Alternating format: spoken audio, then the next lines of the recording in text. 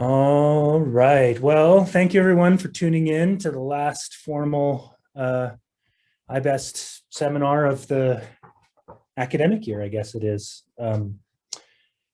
We have the illustrious Adam Jones, who I'm not even going to say you're new anymore, is a professor in the Department of Biological Sciences and joined us a few years ago. And we had Adam scheduled for one of these. Maybe it was this time last year or during the fall, I can't remember. And then the coronavirus thing blew it up. At that time, Adam had actually been awarded 2 recent grants. I think they were both from the National Science Foundation.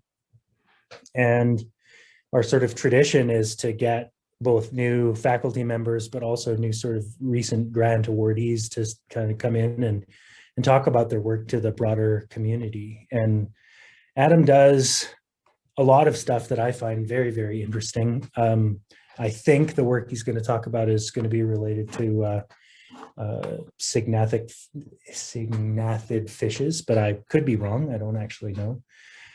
In addition to his work on sexual selection and topics like that in pipefishes and seahorses, he also does a lot of work on evolutionary modeling and the notion of the G matrix and constraints that the G matrix, the genetic variance covariance matrix, imposes on quantitative trait evolution and things like that. But anyway, I'm super excited. I don't care what he talks about. I think it's going to be really neat. So, Adam, if you are ready, take it away. All right. Thanks, Barry. Can you hear me okay? Yes. If you couldn't see my thumbs up, yes. All right. Yeah, so I'm going to talk about, let me share my screen, I guess.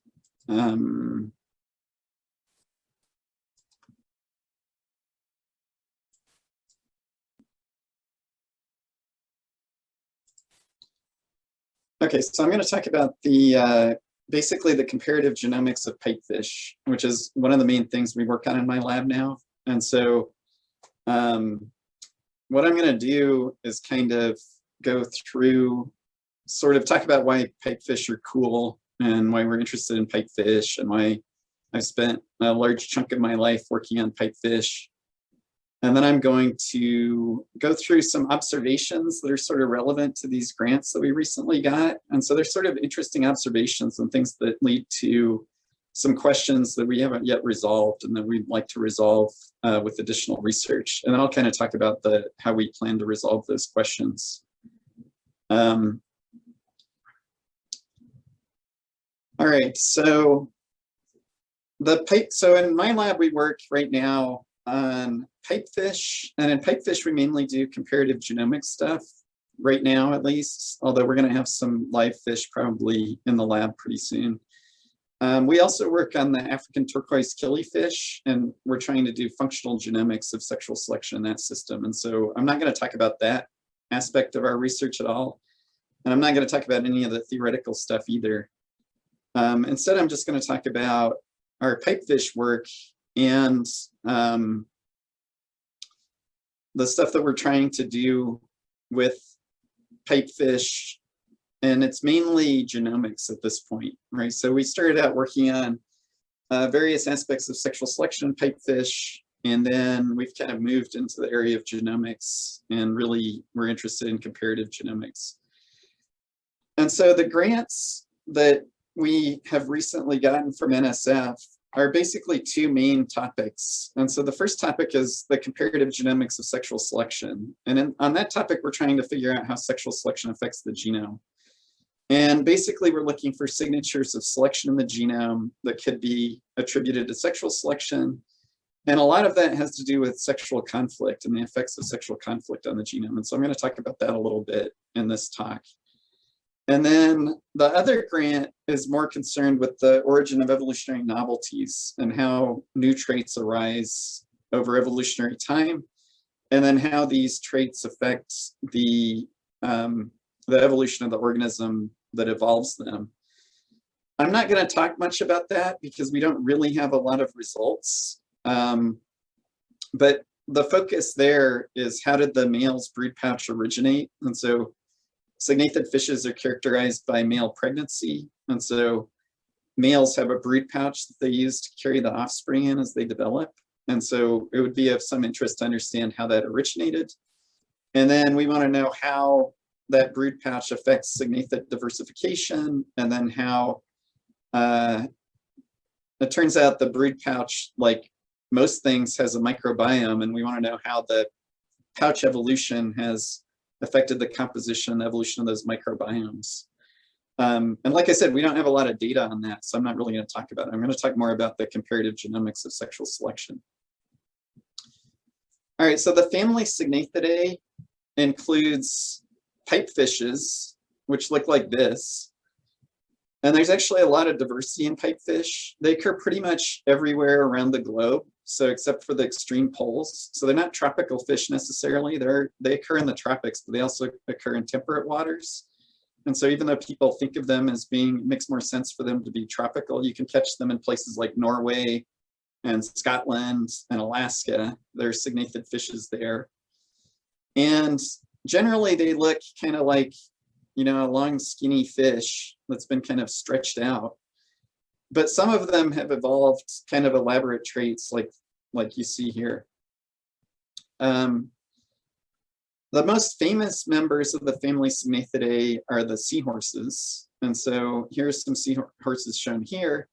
They all have that characteristic seahorse body plan, you know, with the bent head and the prehensile tail and the ability to sort of grasp onto the substrate and just sit there. But there's actually a lot of variation in seahorses too. And so they range in size from being actually quite large to being little tiny things that are the size of, you know, your pinky fingernail as adults. And they have a lot of adaptations for crypsis, right? So, as you can see on that slide.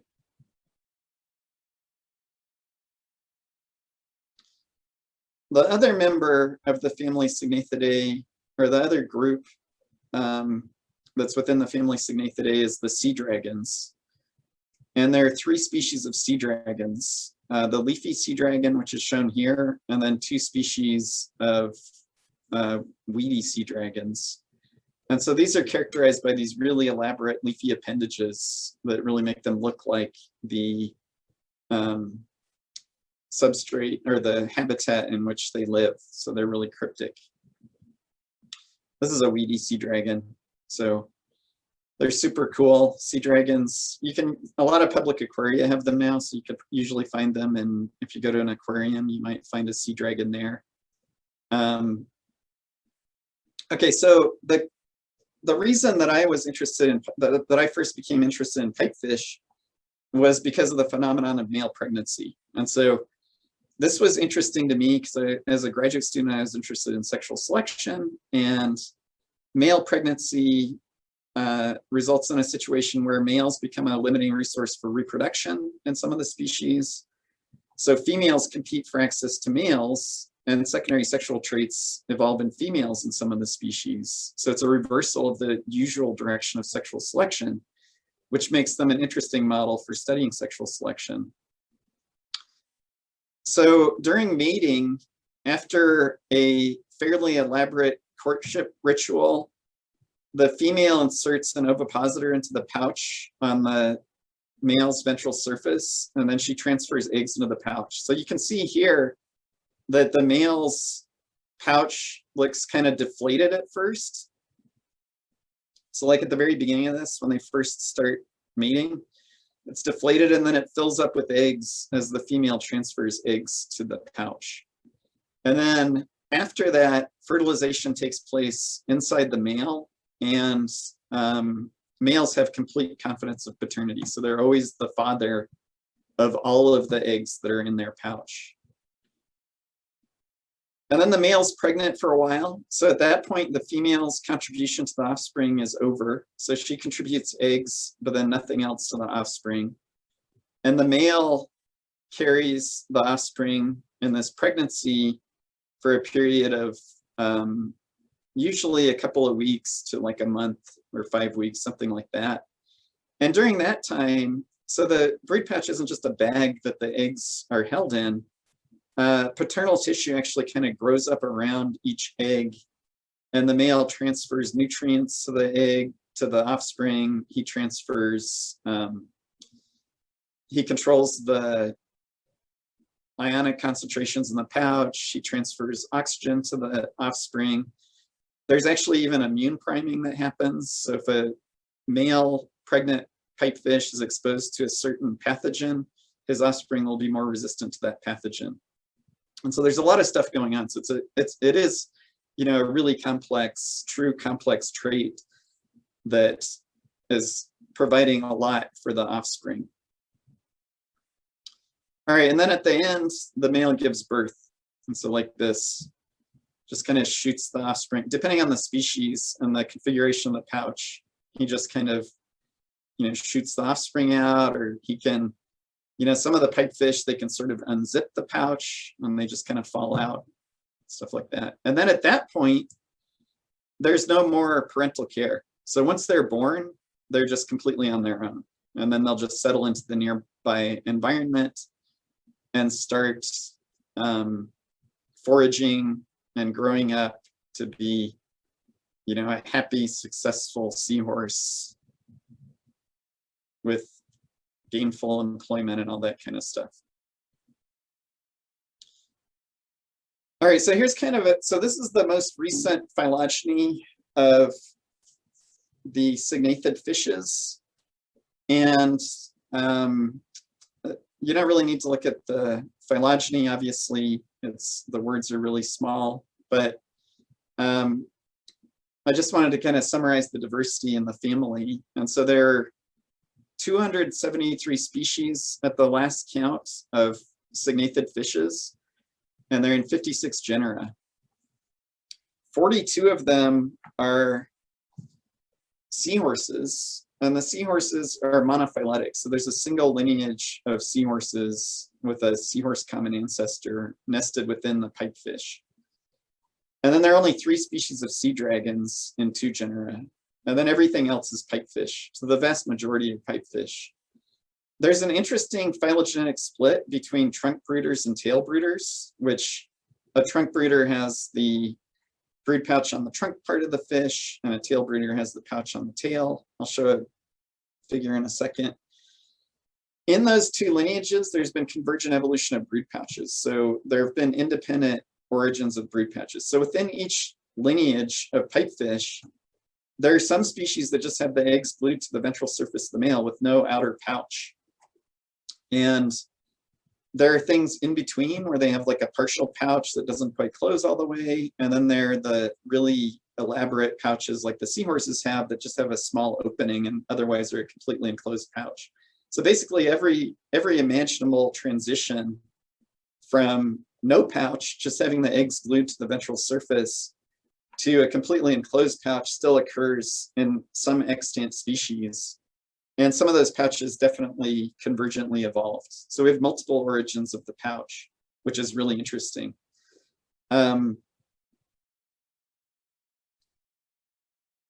Okay, so even though not all pipefish have pouches, they do all have male parental care of this kind where the eggs are either attached to the male's ventral surface or they're deposited in a pouch. So every single signathid has unilateral male parental care with the eggs somehow attached to the male.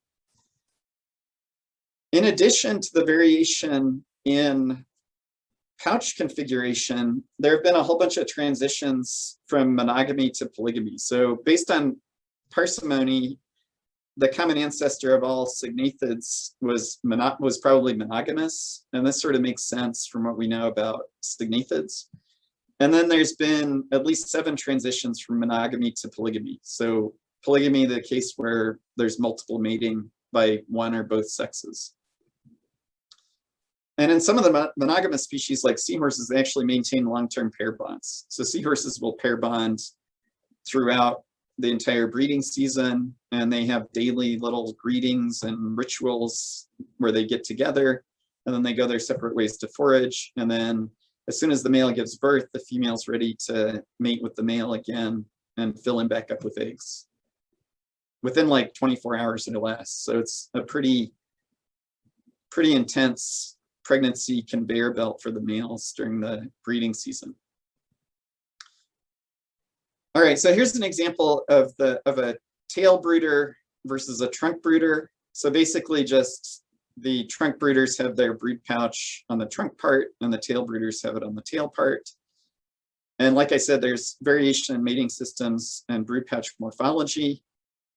Here are some of the transitions in a simplified phylogeny from monogamy to polygamy. We study mainly the Gulf pipefish, so it's a species that's polygamous and has very strong sexual selection on females, but there are related groups that are monogamous, like seahorses, that are fairly close relatives, and they have very weak sexual selection.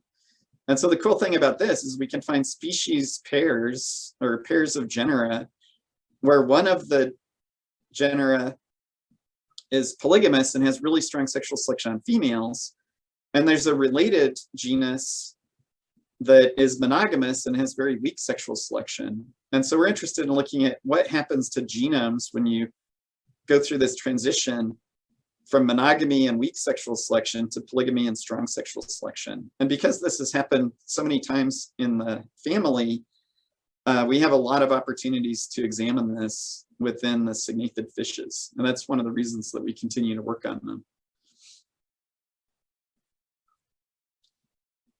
All right, so here are just some, here's an example of a monogamous species, and you can see they're basically sexually monomorphic except for, primary sexual traits like the pouch.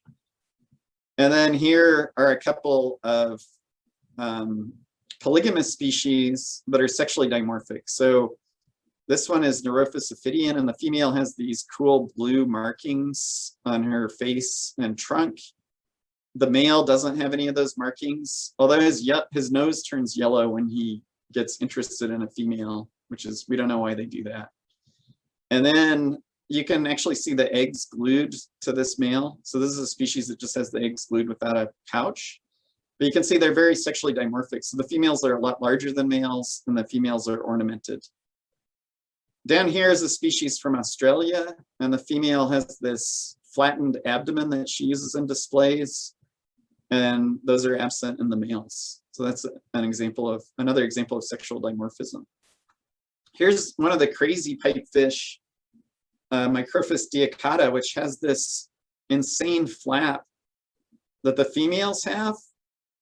And so during courtship, the female actually opens this flap, which she can close, so the ornament can be hidden completely when it's closed. And then she opens the flap and it has these blue and orange bands on it that she uses to display to the males. And not much has been done with this species, but I mean, this is obviously a secondary sexual trait that's involved in courtship. That's just the one from Australia again.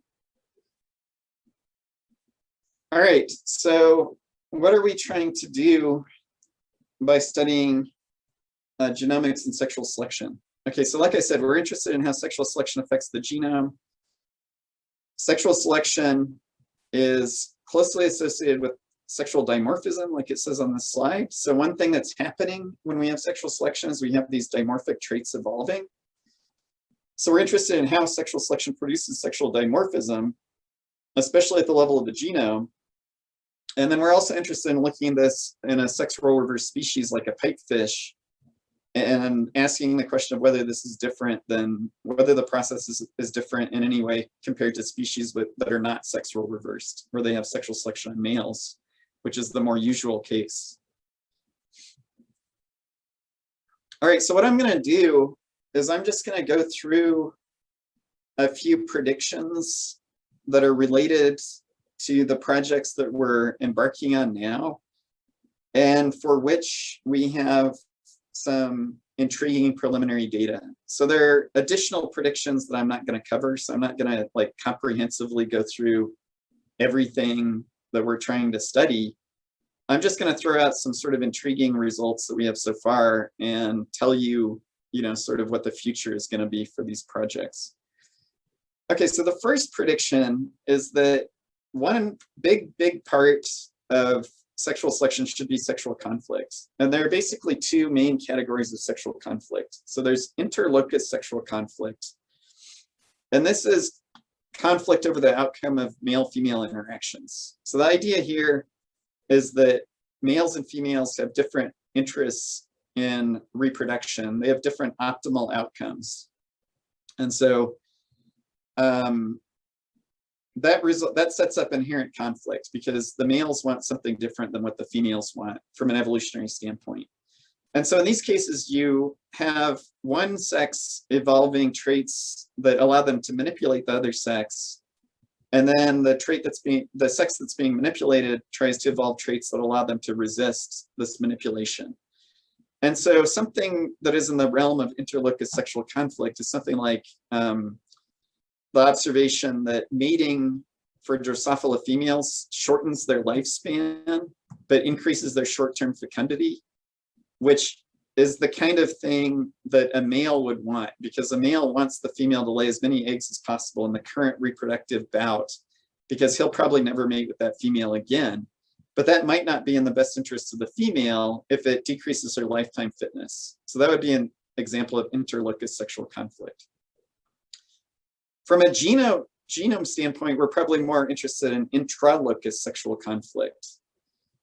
And this is the situation where the fitness optima for a trait differ in the two sexes. So for example, in something like a deer, it may be advantageous for males to have large body size, but the optimal size for a male is different than it is for a female. The same is true for antlers, right? So it's beneficial for males to have antlers and it's not beneficial for females to have antlers. And so there are different fitness optima for those traits, body size and antler size. Under these circumstances, an allele that's beneficial to one sex is going to be deleterious to the other sex. So if there's an allele that increases body size in deer, for example, that could help males secure more mates, but it's going to actually decrease the fitness of females. And so you're going to have sexually antagonistic selection on those alleles, right? So they're beneficial to one sex and deleterious to the other sex. If the overall benefit outweighs the cost of the allele across the two sexes, then it could still go to fixation. And males would benefit, say, from that allele, and females would just have to bear the cost because the cost isn't enough for the allele not to go to fixation in the population. When that happens, there's going to be additional selection to try to resolve the conflict, right? So as these sexually antagonistic loci go to fixation in the population, there's going to be selection actually to reduce the conflict so that it's no longer deleterious in the sex that is being harmed by that allele. One way to do that is to make the gene sex specific in some way, right? So if it's under the control of, say, a hormonal cascade or something that's sex specific, then you can make the beneficial part specific to the sex that it benefits and have the allele not affect the other sex at all, right? So there should be, at the level of the genome, there should be alleles that are sexually antagonistic sweeping to fixation, but then there should be selection to resolve sexual conflict. And this should be an ongoing thing in genomes. So one of the things, there are lots of things that we could predict from this kind of sexual conflict theory, and I'm only going to talk about one of them. One of them is that there should be some unresolved sexual conflict within a genome. And so when that happens, then there will be changes in allele frequencies within a generation, because there will be certain alleles in the population that are beneficial to males and deleterious to females, or vice versa. They're beneficial to females and deleterious to males. This is going to be particularly the case when you have a sexually dimorphic species or strong sexual selection. Because when the zygotes are produced, they all have a mother and a father. Male and female offspring should have identical allele frequencies when they're zygotes. But then during the life cycle, there should be differential selection on males and females that change allele frequencies and result in divergent allele frequencies in the adults. Now the changes might be small, but they could theoretically be detectable. All right, so one thing that we can look at is differences in allele frequencies between males and females as a sign of sexual conflict, of unresolved sexual conflict. All right, and I would normally ask if that makes sense, and everybody would nod or shake their heads, but since I can't see anybody, and in fact, I have no idea if I'm even talking to anybody, I'll just keep going. I'm nodding. Okay, yes. I'm nodding slowly. All right, so what we did is a study in Gulf pipefish a few years ago to do what's called a selection components analysis. And the idea behind selection components analysis, I'm just going to stay on this slide for a second, is to look for these minute differences in allele frequencies at different stages of the life cycle, right? And the idea is that, you know, selection at different types of selection will result in these small changes in allele frequencies between different phases of the life cycle, and those should be detectable. And so the person who did this was a graduate student of mine, Sarah Flanagan, who's now a lecturer at University of Canterbury in New Zealand. And we published a couple of papers a few years ago on this selection components analysis. And so basically what she did is collected 225 pipefish from a natural population. 57 were adult females, 159 were pregnant males, and 8 were non-pregnant males. So at any given time, almost all of the males are pregnant in Gulf pipefish during the breeding season. And it's because the males are the choosy sex, so they're not competing for females. So basically any male that wants to get pregnant can, because there's always a surplus of females. And then what she did is she genotyped the adults that she collected using a RAD-seq approach, right? So we're doing genome-wide RAD markers. And then she genotyped the offspring that were in the pregnant males. And the idea is that sexual selection on females will cause a difference between allele frequencies in the adult females and the offspring, because only females that mated successfully will actually have offspring in the offspring sample. And then as the offspring grow up, this sexual conflict will cause differences between the offspring genotypes and the adult genotypes, right? And so we're assuming that it's a sort of an equilibrium so that we can actually, so that the adult genotypes of this generation are representative of any generation. And whether that assumption is valid or not, I don't know. That's something we could argue about. All right, and so when we did the selection components analysis, we actually found that there were genome-wide, so this is just a plot of FST values, which is a measure of allele frequency differences between the different groups, and location in the Gulf pipefish genome. And so there are 22 chromosomes, and then there are a whole bunch of scaffolds that aren't mapped to any chromosome. But basically what we have are genome-wide values of FST, so allele frequency differences. And what we see is that there are differences between the females at large, just sort of the female population, and the females that were actually the mothers of the offspring that we collected. And so there are detectable outlier loci that show some differentiation between females and the inferred mothers. And these would be the loci that are responsible for female attractiveness, right? So the attractive females would have a genotype that's more attractive to males, and their alleles would be represented at a higher rate in the offspring. But the more interesting and surprising result is that we actually saw bigger differences between males and females, the adult males and the adult females in the population. So FST values, a lot of them were sort of on the order of 0.05 to 0.1, differentiating males and females. So we saw a surprisingly large amount of genetic divergence between the two sexes, which is the kind of thing you might expect to see if you have a lot of unresolved sexual conflict. All right, so sort of the interpretation, I'm going to talk now about the interpretation and where we're going to go from here. Okay, so first of all, at face value, this analysis provides evidence for sexual selection on the female genotype, right? So the fact that we saw that females who mothered offspring had different genotypes than females at large, just randomly chosen females, suggests that there is sexual selection on the female genotype. That's not hugely surprising. It is a little bit surprised that it's scattered across the whole genome and that it's detectable. Adult males and females had even larger differences in allele frequencies. And like I said, that's evidence for unresolved intralocus sexual conflict. So those, that wasn't necessarily expected, and we definitely didn't expect FST values that were as large as they are. It's not simply some sort of artifact, because if you subsample the males and compare, the same sample size of males to each other, you don't see those large differences, right? So it's not just some kind of like noise in the analysis that's resulting in elevated FST levels. It's more than just a straight up, statistical artifact.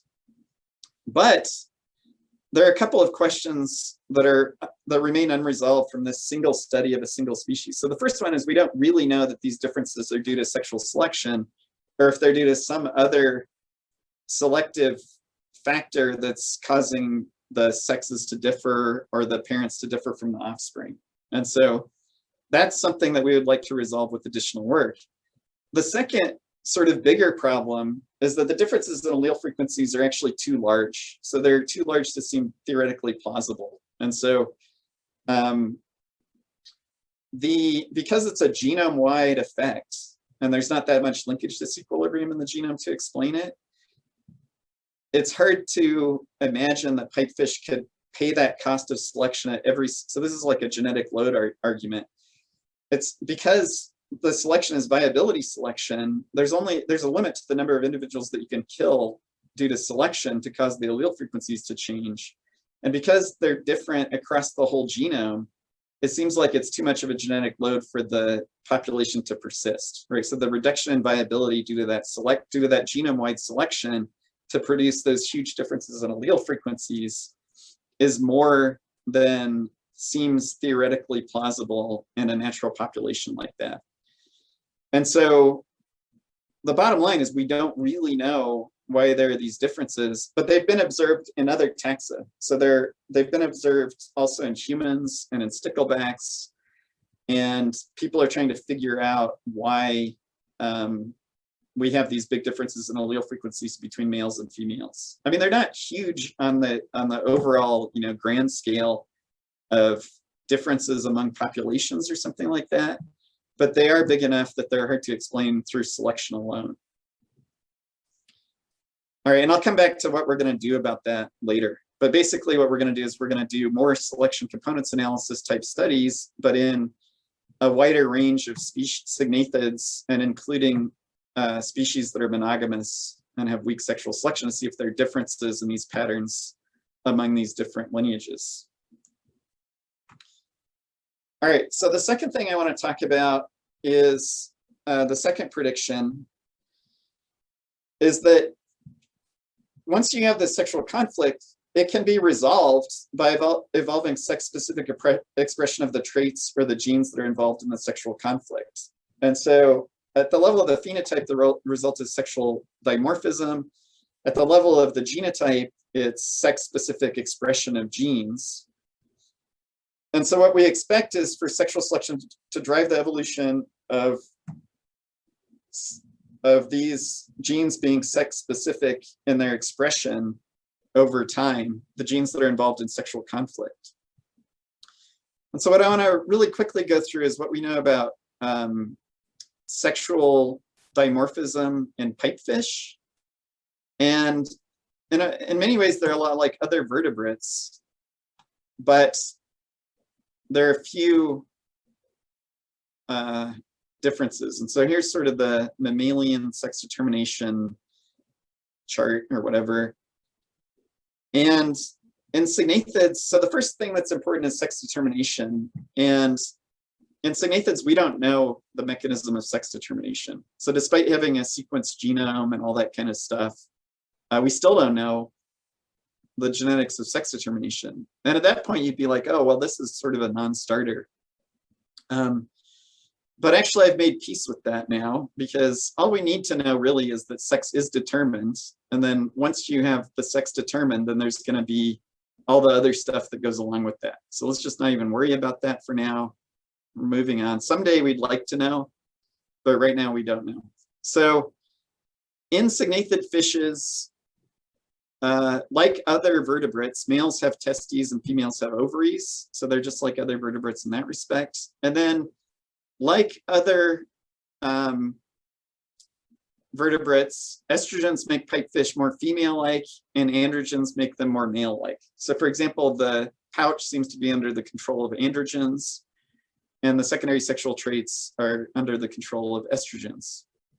And so in pipefish, I'll just give you a quick example of how estrogens affect the phenotype. And so this is the Gulf pipefish, and there's a female up here and a male down here. So this is what the male normally looks like. And here's a zoom in on this part of his trunk right there.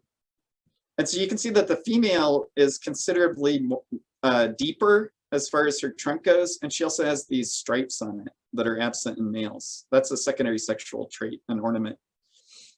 If you expose a male to EE2, he actually morphs into the female phenotype. So he gains body depth. So these are shown at the same scale on the same male. And he also starts to show those stripes that are normally only present in females. And so the male starts to look like a female, even though he still has a brood pouch, initially at least. All right, so what we did is we did an RNA-seq study actually of that EE2, of that part of the fish, that trunk part where the ornament occurs, of males exposed to EE2. And this work was done by Drew Anderson, mainly him, and then Sarah Flanagan and Emily Rose, who were all graduate students in my lab.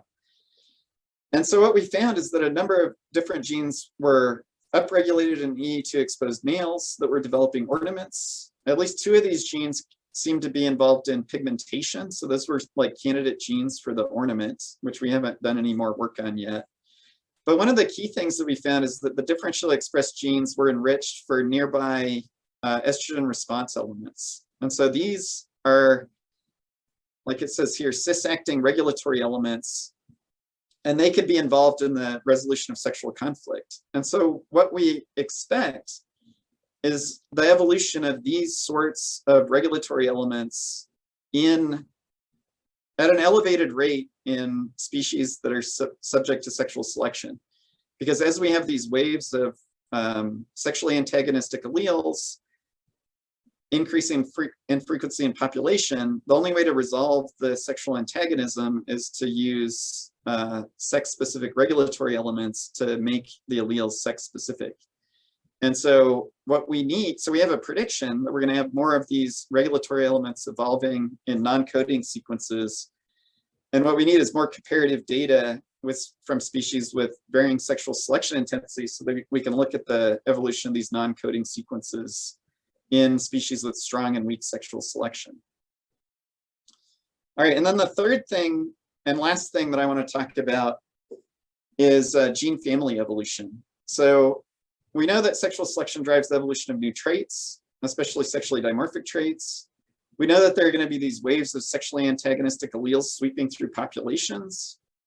A lot of the sexual antagonism will be resolved by sex-specific gene expression, but that works best when you have expansions of gene families so that you can have subfunctionalization where members of that gene family have a new function in a new tissue, and neofunctionalization where you have a new gene arising that gives, or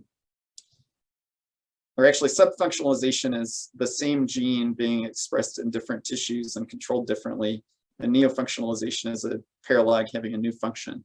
And both of those things should be part of the sexual selection story. And so what I want to give is just one example of an interesting gene family expansion that we've seen in pipefish. And this is work that was spearheaded by Clay Small, who was a graduate student in my lab a long time ago at Texas A&M, and he was actually an undergrad at Idaho before he joined my lab. And now he's working with Bill Cresco at the University of Oregon. And what we found is that there's this gene, the single gene that is the most highly expressed and most often comes up in differential expression studies of pregnant males versus non-pregnant males, is this gene called patristacin. And it's a zinc-dependent metalloprotease. It's related to hatching enzymes in fish. And so these are enzymes that are expressed by the embryo normally that facilitate the breakdown of the chorion so that the egg can actually hatch. And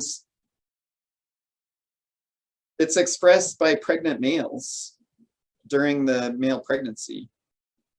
And so we know that the chorion breaks down during the male pregnancy so that to facilitate the transfer of nutrients and gases and things like that between the male and the offspring. And so this could be involved in that process, the premature breakdown of the chorion during the male pregnancy. And so what's interesting is that, so initially we just thought there was one patristacin because they were being assembled into one big, messed up contig that turned out not to be anything. But it was just a combination of all these different paralogs. And so after the sequencing of the Gulf pipefish genome, we realized that there are actually four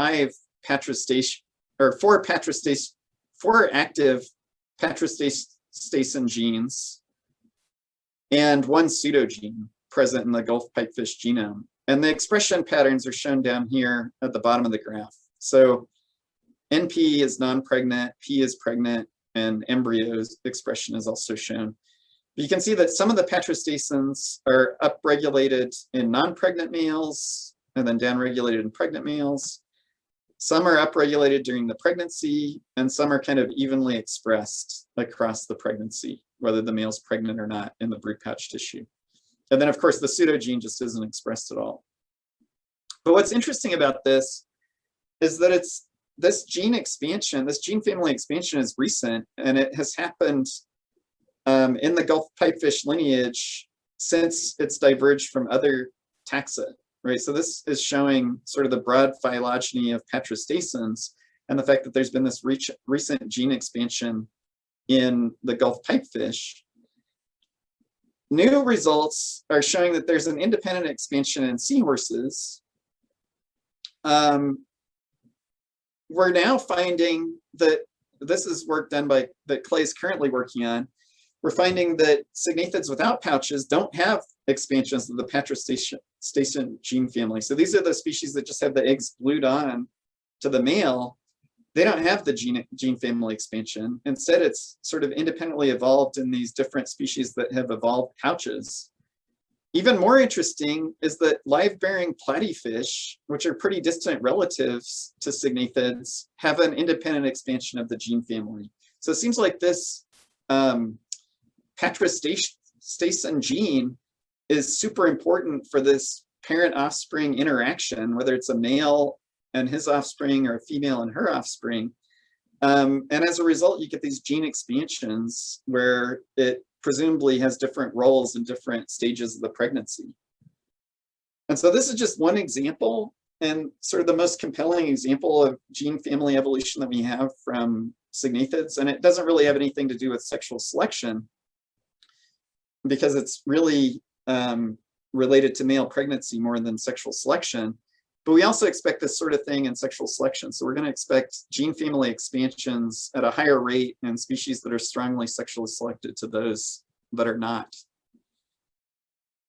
And so those are sort of three of the big areas that we're trying to study, and the last two slides are sort of explain how we're going to do it. And so basically what we need are more genomes. And we especially need genomes of closely related species. So some of the genomes, it's a pretty old family. And so some of the genomes are divergent enough that we can't infer a lot, especially about non-coding sequence evolution. But luckily, we can get closely related species whose genomes are easy to compare. And so we're going to sequence the genomes of 12 species spanning 4 genera that have different intensities of sexual selection. So sort of chosen to be good comparisons with one another. And we're going to use those genomes to conduct comparative population genomics, where we do selection components analysis and compare it between monogamous and polygamous species.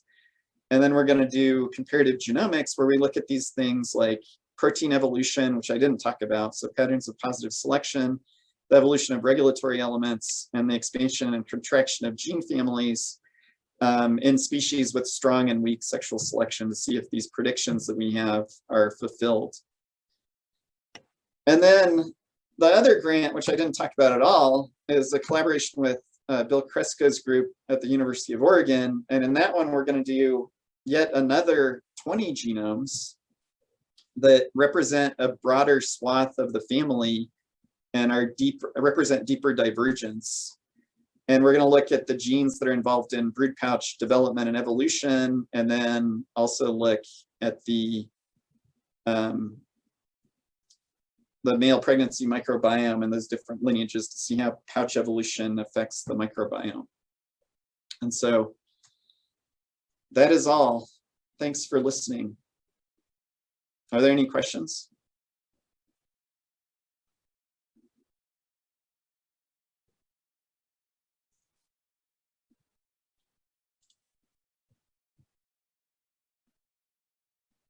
Okay, I'll just unmute myself here.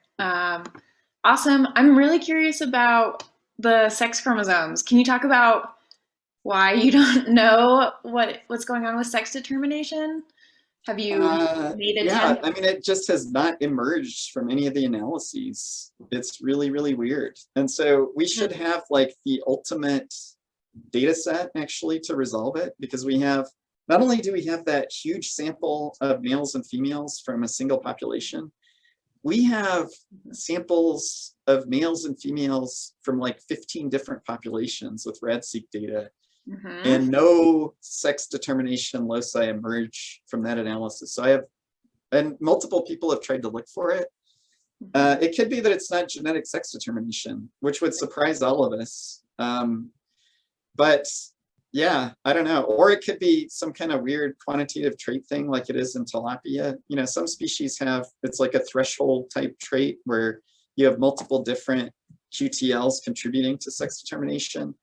And maybe it's a very complicated mechanism of sex determination that just doesn't emerge from like like almost like a GWAS type analysis that we can do on it. It's weird. Yeah, I don't know. It's really frustrating. Yeah, I'm surprised there's so much data, and it should be apparent, I think, with that level of data. Yeah, I mean, maybe there's some filtering step that everybody's using that's where we're losing the signal. Maybe it's because the genome is based on a male, and so maybe the female. So we just finished PacBio sequencing of a female, and so maybe we'll assemble that and compare it to the male genome and see if maybe there's something that'll just emerge from that. But yeah, it's just a weird. We kind of feel like failures because it's like, how can we not, with so much data, how can we not figure this out? Good luck.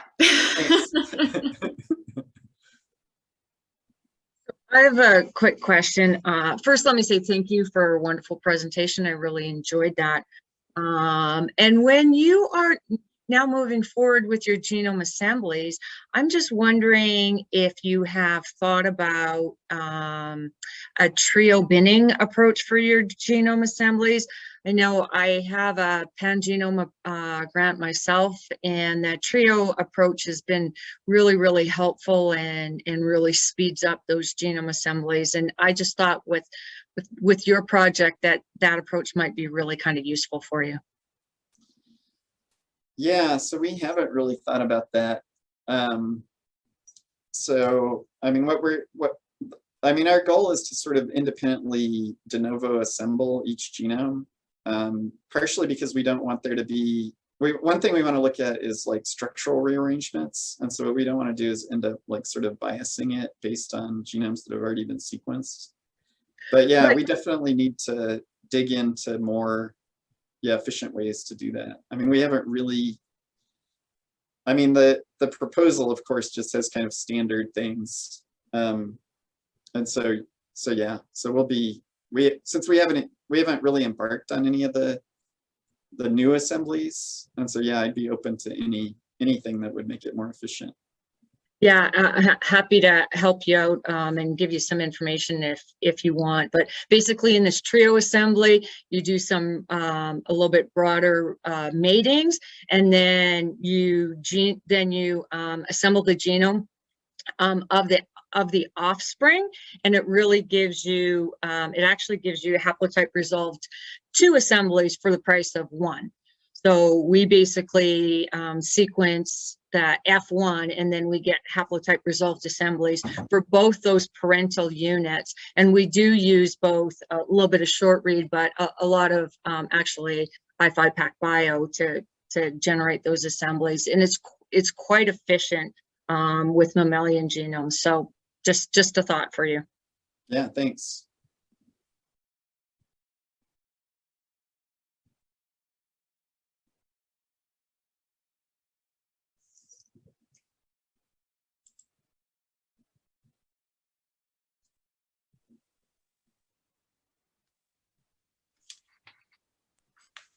Just go ahead and say your question, Richard. I don't think the hand raise thing is easy to see depending on what view Adam's using. Oh yeah, sorry. No, it's okay. It's your fault. Yeah, I know. I don't know. This is just a random question, maybe, but are there other animal systems with kind of primarily male parental care that you can use as a comparative system for all these cool phenomena that you're observing in your system? I mean, yeah, there are. And the issue is just finding the time to do anything with it. So, I mean, one of the systems that could be really good is birds, because there's a series, I mean, there's a bunch of sexual reverse birds. I mean, they're sort of the historical, famous sexual reverse species.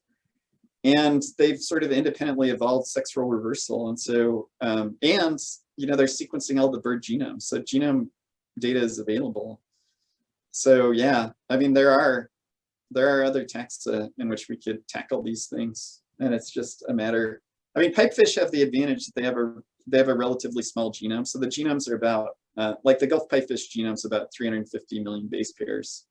And so it's a little bit easier to deal with than some of the, than like a mammal or something like that. But yeah, there are other ones. And birds would be the obvious next candidate. Cool. Anyway, thanks for a great talk. Yeah, thanks. You got a question in the chat as well, Adam. Okay. Yeah, egg competition is a thing.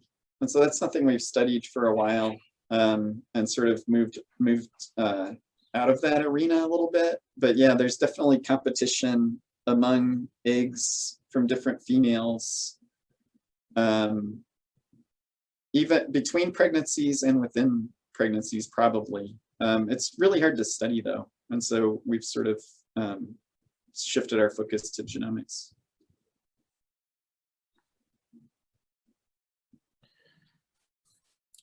Adam, that was a great talk. Thanks. So are there any mechanisms that protect the developing embryos from the paternal immune response like there are in mammals? Yeah, kind of. I mean, we don't really understand it very well, but the hypothesis, so one observation is that they're missing certain components of the immune system. And so some of the MHC loci, for example, are absent in signethids. And so the hypothesis is that that has something to do with protecting the offspring from the male's immune response, but we don't really know. I mean, it's like it's nothing but correlative evidence. And so, yeah, okay, they have male pregnancy and they've lost these components of the immune system. Those could be related, or it could just be a coincidence. I mean, other species without male pregnancy have lost components of the immune system too. So, so we don't really know, but people think so. So I guess the reason that question occurs to me is that the kind of proliferation of the plastacin genes reminds me a little bit of the proliferation of syncytin genes among certain mammal groups, and the syncytin genes basically syncytialize the trophoblast, which provides a physical barrier between the developing embryos and maternal T cells. So it's just, you know, I don't know, wondering if there might be some type of corresponding function leading to that type of proliferation of genes. Yeah, I mean, maybe. And actually, a homologue of the syncytin genes has just like recently come up in some of the male pregnancy stuff we're doing, and we have no idea what that's doing. So, I mean, it would be really interesting to look at that. And I mean, what we really need are actual functional genomic tools in pipefish, and we don't have those. So we don't have any way of making like a CRISPR knockout or anything like that. And so everything ends up being kind of a correlative. I mean, this is why we're kind of doing these broad genomic comparisons, because we can still infer things by comparing the genomes. But when it comes down to like what's actually happening within the male pregnancy, you know, it's only, all we could do is kind of like educated guess our answers there. But eventually, I mean, I think our goal is to really get at CRISPR in the killifish. And then when we're like black belts in the killifish, we're going to take that to pipefish and kick pipefish's butt with it. And then we'll know the answers to those kinds of questions, I think. Yeah, cool.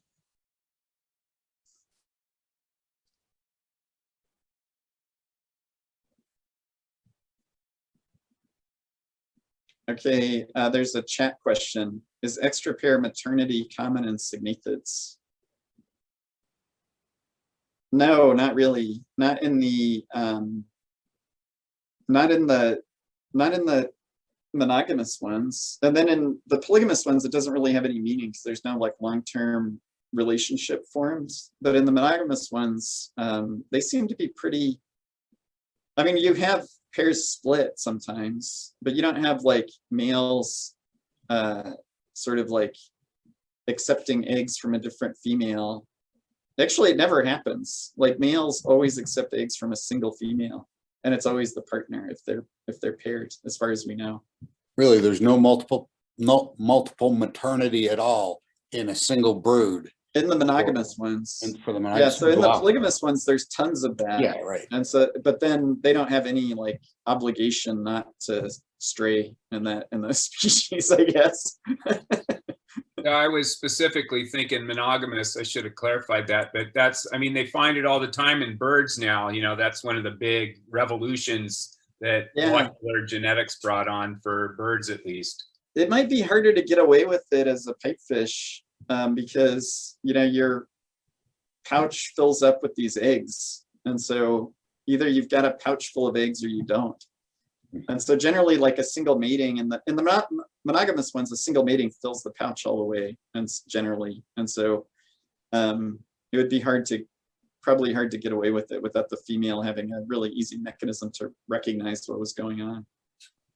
All right, I won't ask about brood parasites then.